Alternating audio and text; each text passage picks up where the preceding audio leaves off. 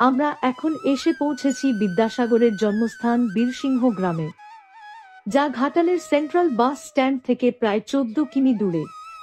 এখানে একটি গেট বা তোরণ রয়েছে। এখান থেকে বিদ্যাসাগরের জন্ম ভিটা হাঁটা পথে মিনিট দুয়েক। আমরা প্রথমে এখানের আশপাশটা একটু দেখে নিই। সামনে যে রাস্তাটি সোজা চলে গেছে সেটি দিয়ে কয়েক মিনিট গেলেই বীরসিংহ ভগবতী বিদ্যালয়, সেটি আমরা পরে দেখব। এখন আমরা বাম দিকের রাস্তা ধরে বিদ্যাসাগরের জন্ম ভিটা দেখতে যাব। আমরা এই মুহূর্তে জন্ম ভিটার সামনে। গেট দিয়ে প্রবেশ করেই সোজা যে বিল্ডিংটি দেখছেন সেটি বিদ্যাসাগর স্মৃতি মন্দির। বাঙালির গর্ব হলেন ঈশ্বরচন্দ্র বন্দ্যোপাধ্যায়। প্রকৃত ঈশ্বরচন্দ্র বন্দ্যোপাধ্যায়কে আমরা বিদ্যাসাগর নামেই বেশি চিনি।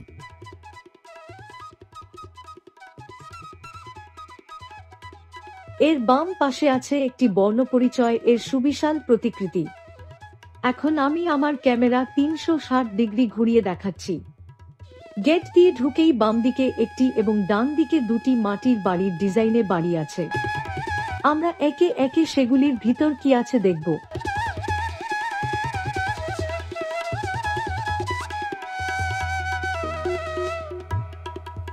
বিদ্যাসাগর ছিলেন লেখক, দার্শনিক, পণ্ডিত, শিক্ষাবিদ, অনুবাদক, প্রকাশক, সংস্কারক, মানবহিতৈষী এবং অধ্যক্ষ।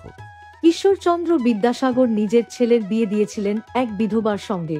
পরিবারের সবার মতের বিরুদ্ধে গিয়ে এই কাজ করেন তিনি।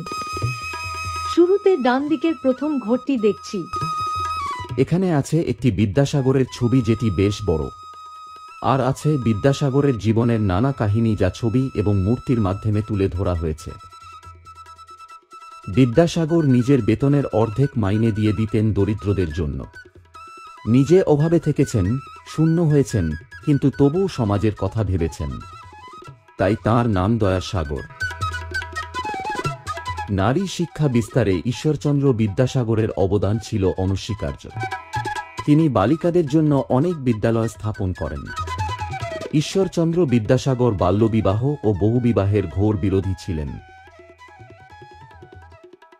এরপর ডান দিকের দ্বিতীয় বাড়ির ভেতর কি আছে দেখব।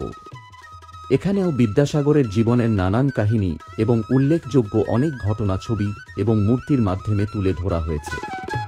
এছাড়াও আছে তাঁর লেখা বিভিন্ন বই এর নাম এবং তার প্রকাশকাল।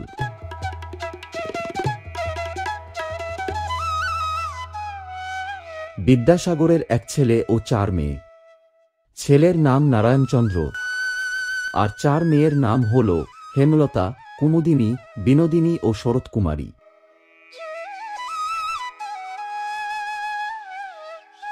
এরপর যাব বামদিকের বাড়িটিতে, যেখানে বালক বিদ্যাসাগর মাতা ভগবতী দেবীর কোলে অবস্থানরত মূর্তি দেখব। বিদ্যাসাগরের জন্ম বৃত্তান্ত থেকে একটি মজার কথা জানা যায়। বিদ্যাসাগরের যখন জন্ম হয় তখন পিতা ঠাকুরদাস বন্দ্যোপাধ্যায় বাড়িতে ছিলেন না।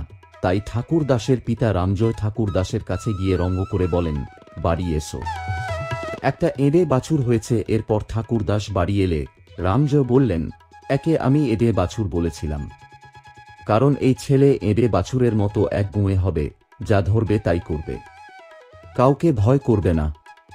ও হবে খঞ্জনমা, প্রথিতর্ষা। ওর জন্য আমার বংশ ধন্য হবে। ওর নাম রাখা হোক ঈশ্বরচন্দ্র। 1820 সালের 26শে সেপ্টেম্বর এই স্থানটিতেই বিদ্যাসাগর ভূমিষ্ঠ হয়েছিলেন।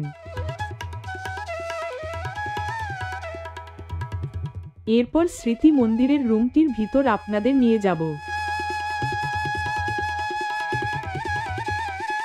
বিদ্যাসাগর ছোট থেকেই খুব মেধাবী ছিলেন। 4 বছর 9 মাস বয়সে গ্রামের পাঠশালায় ভর্তি হন। এখানে বিভিন্ন মনীষীদের ছবি এবং বিদ্যাসাগরের ব্যবহার করা অনেক জিনিস আছে। ঈশ্বরচন্দ্ররা ছিলেন 7 ভাই, তার মধ্যে 3 জন শৈশবেই মারা যায়। আর ঈশ্বরচন্দ্র, ঈশানচন্দ্র, শম্ভুচন্দ্র বিদ্যারত্ন ও দীনবন্ধু ন্যায়রত্ন এই কয়েকজন পূর্ণ জীবন লাভ করেন। তিনি বেশ কিছু বই বিভিন্ন ভাষা থেকে বাংলা ভাষায় রূপান্তরিত করেছিলেন। তার এই অনুবাদ গ্রন্থগুলির মধ্যে রয়েছে বেতাল পঞ্চবিংশতি, সীতার বনবাস, শকুন্তলা, মহাভারতের উপক্রমণিকা ইত্যাদি। বিদ্যাসাগর 1828 সালে উচ্চশিক্ষা লাভের জন্য বাবার সাথে কলকাতায় আসেন। মেদিনীপুর থেকে কলকাতায় আসার সময় মাইল ফলক দেখে বিদ্যাসাগর সংখ্যা শিখেছিলেন। এখানেও সেরকম মাইল ফলকের মতো তৈরি করে তাতে তাঁর জীবনের উল্লেখযোগ্য বিভিন্ন ঘটনা, তারিখ ও সাল সহ উল্লেখ করা আছে। বিদ্যাসাগরের পিতার নাম ঠাকুরদাস বন্দ্যোপাধ্যায় ও মাতার নাম ভগবতী দেবী। বিদ্যাসাগরের স্ত্রীর নাম দীনময়ী দেবী। এরপর আমরা দেখব রাস্তার উল্টো দিকেই অবস্থিত বিদ্যাসাগরের স্ত্রীর নামাঙ্কিত শিশু উদ্যান। ঈশ্বরচন্দ্র বিদ্যাসাগরের বিখ্যাত বাণীগুলির অন্যতম হল, মানুষ যত বড়ই হয়ে যাক না কেন, অতীতকে সব সময় মনে রাখা উচিত। অন্যের কল্যাণের থেকে বড় আর কোনো কর্ম ও ধর্ম নেই। শিক্ষা মানে শুধুমাত্র লেখা পড়া বা শেখা নয়, শিক্ষার প্রকৃত অর্থ জ্ঞান লাভ। কোনো ব্যক্তি যদি প্রকৃত অর্থে বড় হতে চান, তাহলে সবচেয়ে ছোট কাজটি ও তাঁর করা উচিত, কারণ আত্মনির্ভরতাই সর্বোত্তম আমরা গুণ। এখন বীরসিংহ ভগবতী বিদ্যালয় এর গেটের সামনে। এটি একটি উচ্চ মাধ্যমিক স্কুল। এটি স্থাপিত হয়েছে 1853 সালে। এবার ভেতরটা একটু দেখে নিয়ে ফিরে যাব। বিদ্যাসাগরের মাতৃভক্তি ছিল অপরিসীম। জানা যায় যে ছোট ভাইয়ের বিয়ের সময় মা ভগবতী দেবী ঈশ্বরচন্দ্রকে একটি পত্র লেখেন বাড়িতে আসার জন্য। মায়ের আদেশ পেয়ে তিনি ফোর্ট উইলিয়াম কলেজের অধ্যক্ষ মার্শাল সাহেবের কাছে ছুটি চান বাড়ি যাবার জন্য, কিন্তু মার্শাল সাহেব ছুটি দিতে অস্বীকার করেন। তখন তিনি চাকরি ছেড়ে দেওয়ার প্রস্তাব রাখেন এবং তাকে বলেন যে তিনি মায়ের আদেশ অমান্য করতে পারবেন না। অবশেষে মার্শাল সাহেব তাকে ছুটি দিতে রাজি হন। ছুটি পাবার পর তিনি সেই রাতেই বাড়ির উদ্দেশ্যে রওনা দেন।